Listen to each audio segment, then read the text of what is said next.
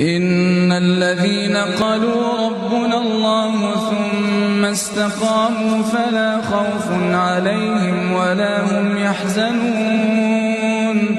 أولئك أصحاب الجنة خالدين فيها جزاء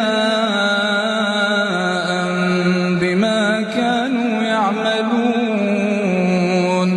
ووصينا الإنسان بوالديه حسنا حملته أمه كرها